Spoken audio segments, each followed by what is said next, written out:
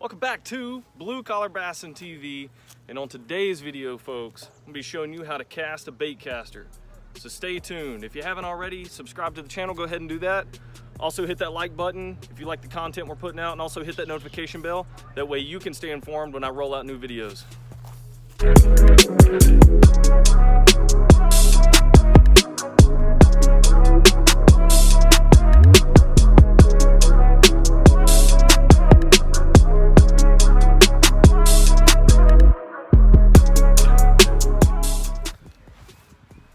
Guys, first off, we're going to talk about why you might choose a baitcaster over a spinning combo.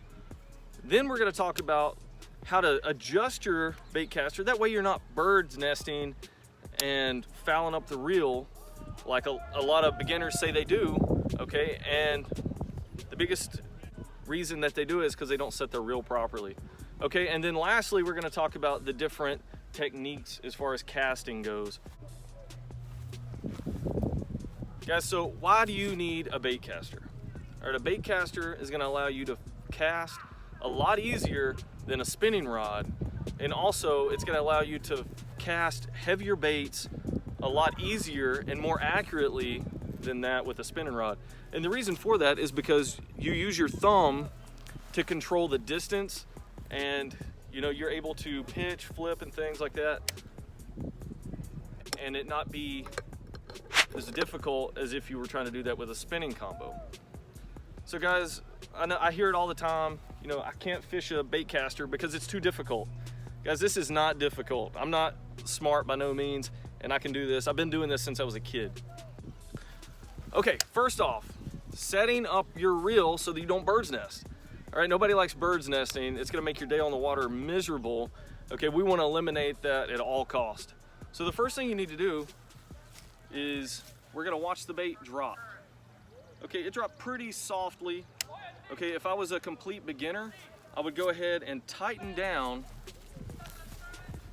And every baitcaster will have this 9 times out of 10, guys, and this is a spool tensioner. Okay, I'm gonna go ahead and tighten that up just a little bit, and you're gonna see now the bait doesn't even drop at all. Okay, it stays in one place. Okay, what that's gonna do is slow your spool down.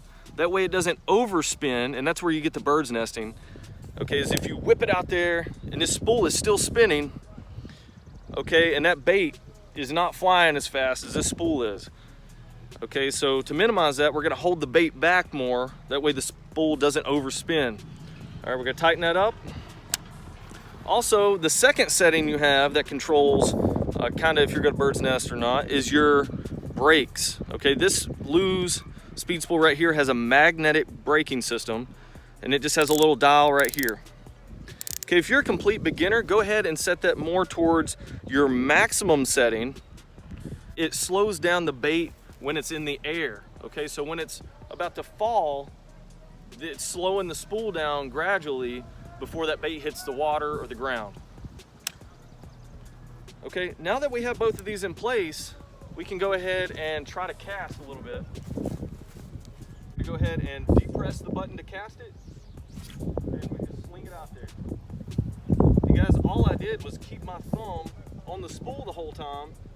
Not much tension when you cast it, but as it starts to fall, you go ahead and put a little bit more pressure. That's going to allow you to not bird's nest the rod. Okay, so all I'm doing, guys, is leaving my thumb on here to slow that spool down. Or when I go to cast the rod, when I pull it back, I'm gonna release with my thumb and allow that spool to go. But keep in mind, you wanna keep that thumb on there as the bait goes to hitting the water, or close to hitting the water. You wanna go ahead and apply tension.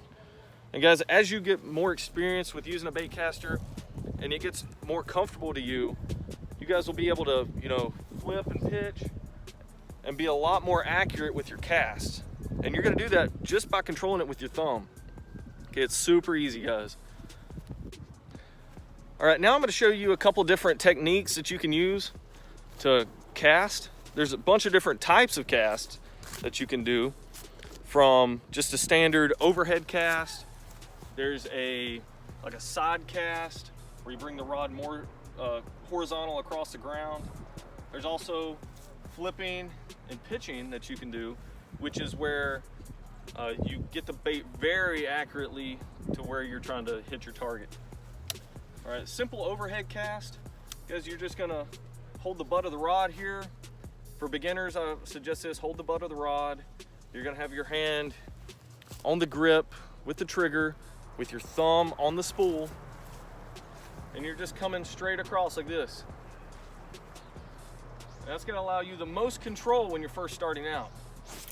Okay, start pressing the spool. All right, and then you can just fish. And with all of these casts, minus flipping and pitching, I'm putting my bait about 12 inches from the end guide here. Okay, that's gonna give us a little bit more whip and a little bit more momentum as we go to cast. Okay, the second one I'm gonna teach you is the side cast. Okay, and I'm just bringing that through the side here. And typically, guys, with that one, you can get a lot of whip. And depending on what kind of space you're fishing in, if you're in a confined space and you're fishing like on a boat or something, you might not be able to do this. But guys, if you're bank fishing, you have plenty of room, this is an awesome way to cast. And I'm just whipping it out there. Super easy. Still using the same technique where I'm applying pressure with my thumb on the spool. Okay guys, when it comes to flipping and pitching, I like to pitch a lot. So what that is I'm gonna hold the bait in one hand and I'm gonna hold the rod and reel the same way I did before with the other cast. And I'm gonna put the bait roughly around the reel or the butt section of the rod area here. And all I'm gonna do is flip it out there. Okay, and this is gonna give you the most control out of all these casts. Okay, what you're gonna do is kind of bring the rod down and then up, and that's gonna sling the bait forward. Okay, and as the bait swings forward, that's when you're gonna release the spool. Okay, and you're just gonna let it go. Once again, bait about level with the spool, and I'm just flipping it out there. And guys, I'm gonna talk about it in a future video, but one of the keys to catching a lot of fish is not scaring the fish. If you're just slinging your big heavy jig out there, or your big spinner bait, crankbait, and it smashes into the water right on top of those fish, you're gonna scare those fish and you're not gonna catch them. Okay, so what flipping and pitching is gonna allow you to do is softly land that bait right at your target area, and it's just gonna plop right in the water without making a big splash. And that's one of the key elements of this cast. I'm gonna do it one more time. Okay, and with this casting technique, folks, you're not gonna be able to get as much distance. That's one of the downsides. But the further distance you try to achieve, the less accurate you're gonna be with your casts. Okay, with the pitch, you're gonna be able to get maybe 30 feet out of it, which is plenty if you're fishing from a boat, trying to flip it under cover, things like that, under docks. Okay, the last one we're gonna talk about is the flip. Essentially all you're doing, guys,